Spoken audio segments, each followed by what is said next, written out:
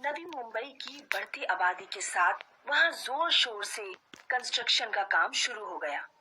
इन्हीं में से एक बिल्डिंग के कंस्ट्रक्शन में काम करती थी नंदिनी, जो एक इंजीनियर थी। ये नंदिनी का फर्स्ट प्रोजेक्ट था एज एन इंजीनियर, इसलिए वो बहुत एक्साइटेड थी।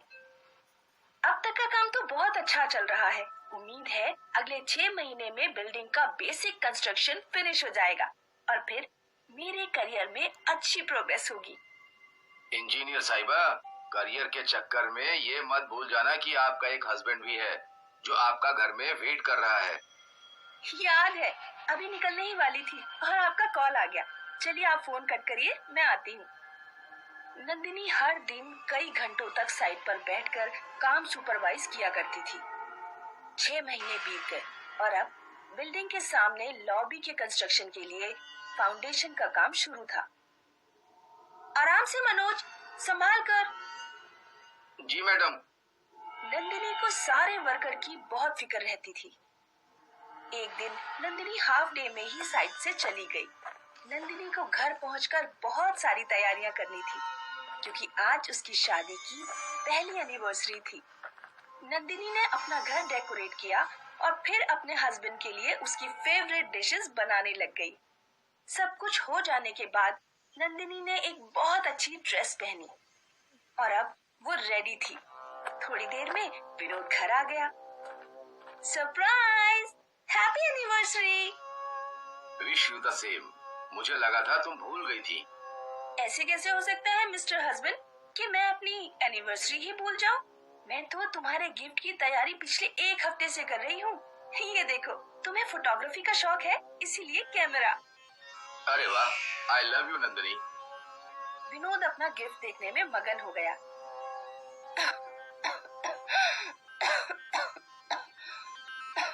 और मेरा गिफ्ट भूल गए क्या?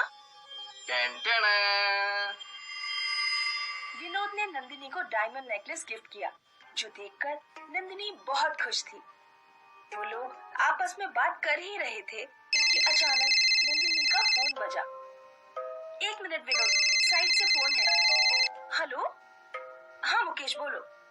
क्या? कैसे? सुबह तक तो सब ठीक था। ठीक है, मैं आ रही हूँ। तुम अभी जाओगी? साइट पे एक प्रॉब्लम हो गई है, अर्जेंट जाना पड़ेगा।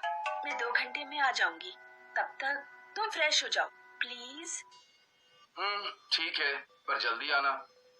नंदिनी अपने घर से साइट के लिए निकली। वो कंस्ट्रक्शन साइट पर पहुंची और वहां के सुपरवाइजर ने नंदिनी को प्रॉब्लम बताई। पर टेरेस का काम तो 1 महीने पहले ही हुआ था। अचानक वहां के वॉल में क्रैक कैसे आ सकता है? यही नहीं समझ आ रहा है मैडम, आप चलकर खुद देख लीजिए। ठीक है, चलो देखते हैं। नंदिनी सुपरवाइजर के साथ ऊपर गई और वहां दीवार पर आई हुई क्रैक देखने लगी। मैडम, अगर इस वॉल पे और लोड आया तो पूरी बिल्डिंग की वॉल में क्रैक आ जाएगा, पर ये क्रैक क्यों आया ये पता नहीं चल रहा है। नंदिनी सुपरवाइजर की ओर मुड़ी और अचानक उसका पैर फिसला और उसका बैलेंस बिगड़ गया।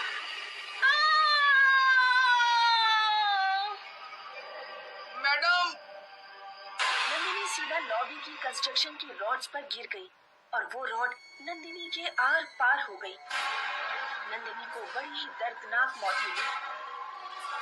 अक्सर नंदिनी की फोटो देखकर रोया करता था। कंस्ट्रक्शन का काम रुका नहीं, वो चलता रहा। लेकिन सूरज ढलने के बाद लोगों को नंदिनी की चीख सुनाई देती थी। चीख सुनकर लेबर भागने लगे। जैसे तैसे बिल्डिंग के कंस्ट्रक्शन का काम पूरा हुआ। वहाँ लोग आकर रहने लगे, लेकिन हर रात लोग नंदिनी की चीखों से सहम जाते थे। फिर कुछ महीने बाद यहाँ एक औरत रहने आई, मधुलिका। मधुलिका एक मीडियम थी, मतलब वो आत्माओं से बातें भी कर सकती थी और आत्माएं उसके शरीर में दाखिल भी हो सकती थी। एक रात मधुलिका ने नंदिनी की आत्मा की चीख सुनी। वो उस दिशा में दौड़ पड़ी। मधुलिका ने देखा कि नंदिनी की आत्मा रो रही थी। क्या हुआ? तुम रो क्यों रही हो? क्या तुम मुझे देख सकती हो? हाँ, पर कैसे? क्योंकि मैं एक मीडियम हूँ, इंसानों और आत्माओं के बीच। तुम्हारी आत्मा यहाँ कैसे आ गई? नंदिनी की आत्मा ने उसे अपनी कहानी सुनाई। ओह, तुम्हारे साथ बहुत बुरा हुआ, पर तुम्हारी आखिरी विश क्या थी जो अधूरी रह गई, जो तुम यहीं फंस गई? मैं अपने हस्बैंड को अपने हाथ से खाना खिलाना चाहती थी, लेकिन उससे पहले ही मेरी मौत हो गई। मैं तुम्हारी ये विश पूरी कर सकती हूँ और तुम्हें मुक्ति भी दिलवा सकती हूँ। क्या ये सच में हो सकता है? हाँ, अगली पूर्णिमा को मैं तुम्हें बुलाऊंगी। तुम्हें मेरी बॉडी में एंटर करना है, फिर अपनी विश पूरी करनी है और फिर तुम मुक्त हो जाओगी। लेकिन तब तक तुम किसी को नहीं डराओगी। प्रॉमिस? प्रॉमिस। अगले दिन मधुलिका विनोद से मिलने उसके घर गई। आप नंदिनी के हस्बैंड हैं ना? जी हाँ, पर शायद आप नहीं जानती कि नंदिनी को मरे हुए काफी वक्त हो गया है। मैं जानती हूँ, और ये भी कि अब तक नंदिनी को मुक्ति नहीं मिली। क्या मतलब आपका? मैं एक मीडियम हूँ, मतलब इंसानों और आत्माओं के बीच का दरवाजा। मैं आपको भी देख सकती हूँ और आत्माओं को भी।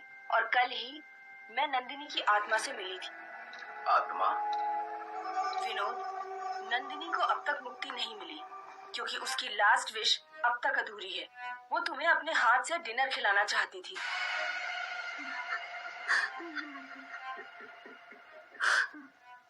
जब तक उसकी लास्ट विश पूरी नहीं होगी, उसकी आत्मा भटकती ही रहेगी। लेकिन अभी कैसे पॉसिबल है? पॉसिबल है, शायद इसीलिए मुझे उस बिल्डिंग में लाया गया। मैं एक मीडियम हूँ। कोई भी आत्मा मेरे बुलाने से मेरी बॉडी में आ सकती है और अगली पूर्णिमा को नंदिनी की आत्मा मेरे शरीर में होगी। तब वो तुम्हें खाना खिलाएगी, शायद रोएगी भी, पर इससे उसे मुक्ति मिल जाएगी। इसीलिए आपको अगली पूर्णिमा की रात मेरे घर आना होगा। मैं जरूर आऊंगा। विनोद को सहानुभूति देकर मधुलिका वहाँ से चली गई। पूर्णिमा का दिन आया और मधुलिका ने सुबह से तैयारियां शुरू कर दी।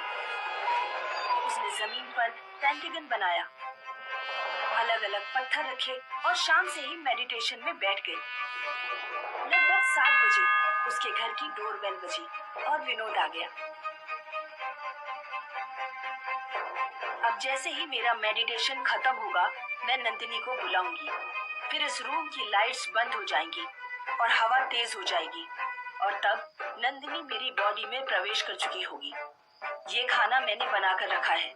नंदिनी आपको ये खिलाएगी और देन बेहोश हो जाएगी। बस उसे मुक्ति मिल जाएगी। उसे कोई तकलीफ तो नहीं होगी ना? नहीं। ठीक है। और फिर मधुलिका मेडिटेशन करने लगी। कुछ देर बाद, नंदिनी, नंदिनी, तुम्हारा विनोद आ गया है। बस इतना बोलते ही हवाएं तेज हो गई। कमरे की लाइट्स बंद चालू होने लगी। और अब जब मधुलिका ने आंखें खोली तो विनोद, विनोद, मैं तुम्हारी नंदिनी हूँ।